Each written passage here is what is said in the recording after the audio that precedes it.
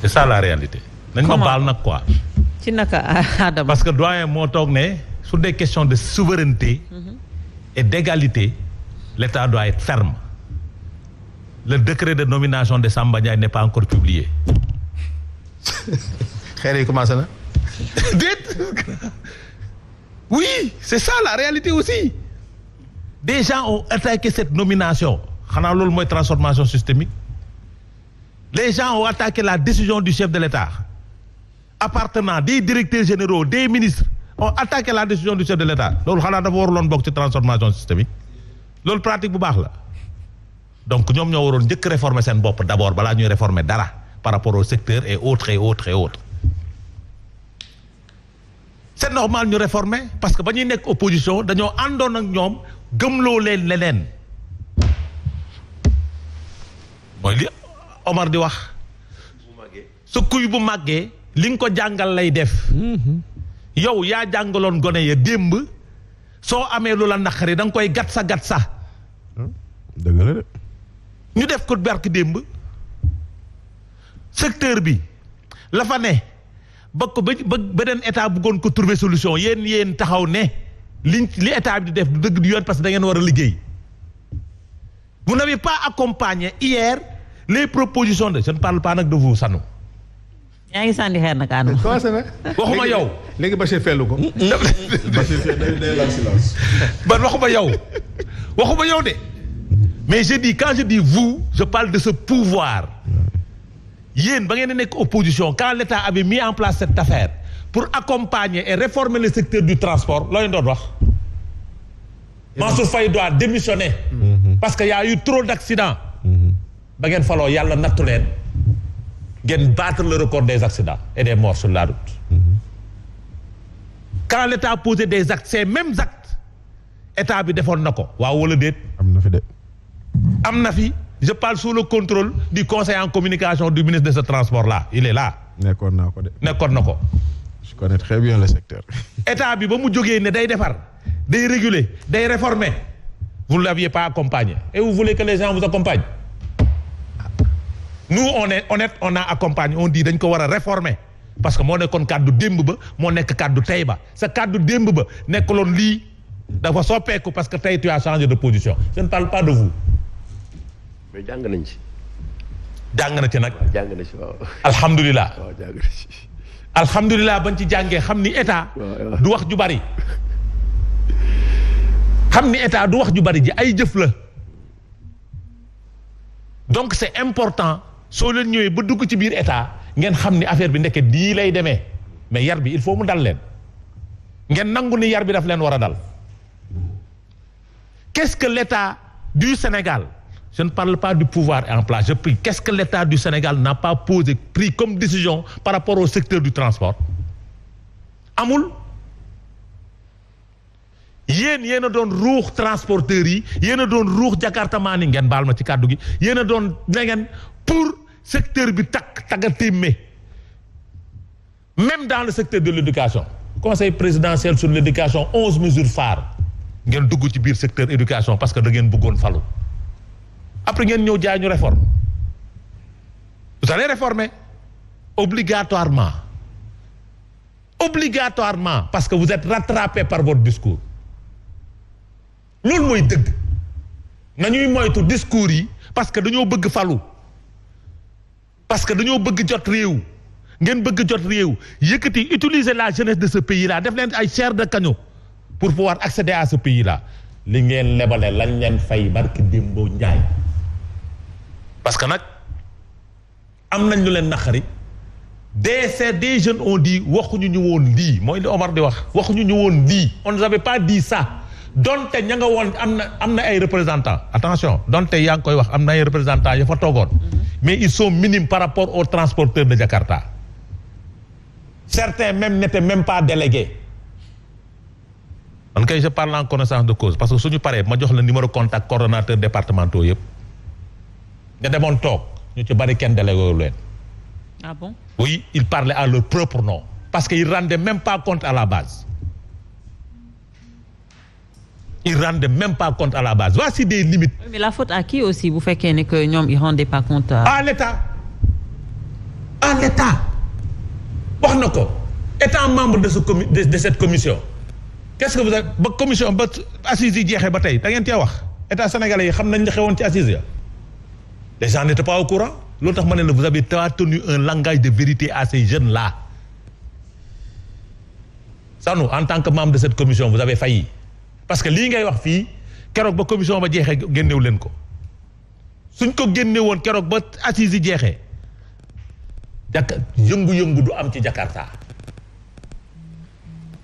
malheureusement vous voulez écarter vous voulez supprimer le concept inclusif dans votre vocabulaire mais tant que vous ne faites pas dans cette démarche inclusive li ngeen bëgg trouver comme solution doo leen ko am c'est ça la vérité fii nag Sénégal texte yëpp baax na application bi moo des bàyyi nañ fi état du Sénégal ay textes yu baax par rapport aux réformes sur le secteur du transport je parle sous son contrôle amul lu nit ñi réfléchirul amul lu nit ñi xalaatul bind tënk il faut avoir une volonté politique de le faire et arrêter d'être des populistes et justifier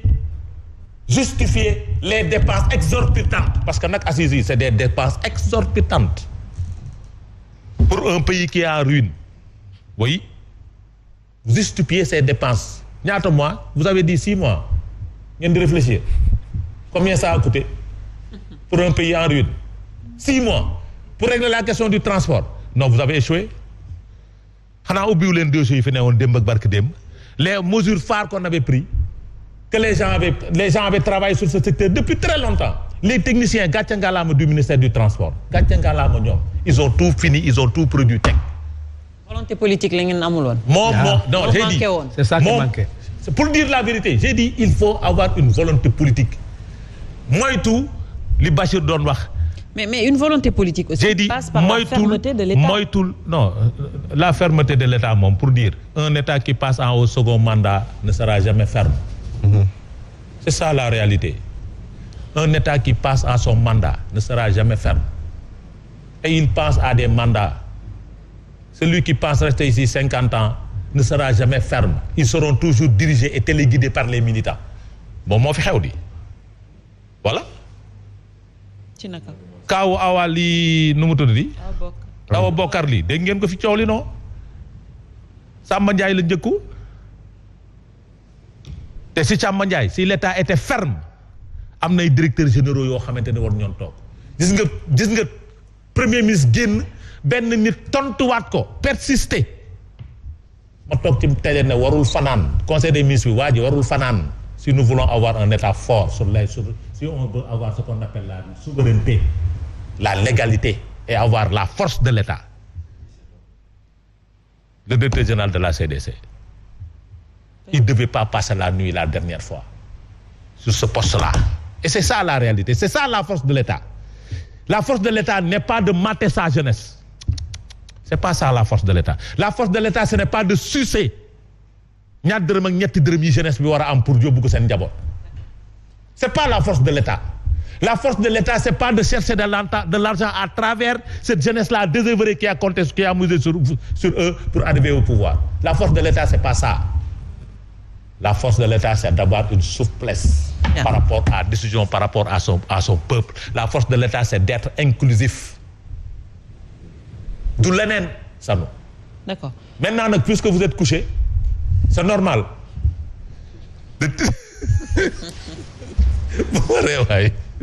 Alors mais beneen aspect bi te ñoom sax soo déggee ñuy casse également loolu la ñuy wax tout le temps ne que dañ doon xaar peut-être xaaruñu ci état ñu jox leen emploi ñoom ils ont créé ñoom seen emploi di daan seen doole et maintenant ñu bëgg leen indil lii mais d'une autre part aussi c'est normal ce qui se passe. Même bu fekkee y a Mozart qui dit que ay opérateurs économiques lañ. Oui d'accord mais. Et après mais xam nga ces jeunes là lan moo leen frustré doyen xam nga da ngeen toog def assise nga ne ma 6 mois yéen 6 mois yu ngeen def assise seen résultat moo ngi nekkoon seen côté transport ngeen amoon 1200 décès 350 blessés 850 blessés 350 décès durant ces 6 mois là te mayu leen ko woon Mansour Faye si 1 mois ngeen ne na démissionné El Malick si poste bi mu jógee ministre du transport amoon na fa 1200 accidents 350 décès ak 850 blessés si durant 6 mois yooyu nga wax sànq nga ne dag ñu joxe benn leçon de morale nga ne même suñ bokkul ak le pouvoir te wax nañ ko ñun ñëpp d'accord nañ si ne nangu nañ secteur bii nii ñu régulariser ko ñun ñëpp d'accord nañ fi tombé nañ d'accord nañ si loolu mais nga ne même su fekkee ne état soo àndut ak moom mu def loo xamante ni dafa positif da nga ko war a nangu ok moi je suis d'avis nga ne ñi xeex combat bi ñoom dañoo war a pare xam ne ñoom du leen fi bàyyi mais yéen defu leen loolu tey si tey mais récemment le président de la République nommé cette dame là mais ñun gis nañ benn nit bu jël photo président de la République da koo déchiré. da koo déchiré xotti. loolu yéen gis ngeen loolu mais loolu ak xotti billet CFA. ñoo yem mais loolu c'est une institution. oui amul entreprise booy dem.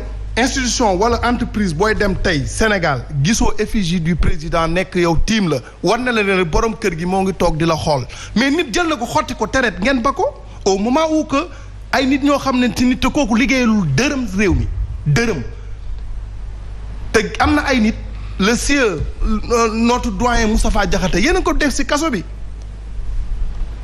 yoon la wala du yoon moi je ne sais pas mais yéen a ko bàyyi si kaso bi su dee benn bëccëg liggéeyal na ko réew mi te nit ñooñu di def loolu tey ngeen na yéen da ngeen oote quelque chose boo xam dafa war a systémique loolu ngeen di oote te ça commence à se répéter joxewu leen ci benn exemple léegi nan ngeen bëggee yéen ñi kilifa yi joxu leen exemple ay xale ngeen bëgg tey xale yi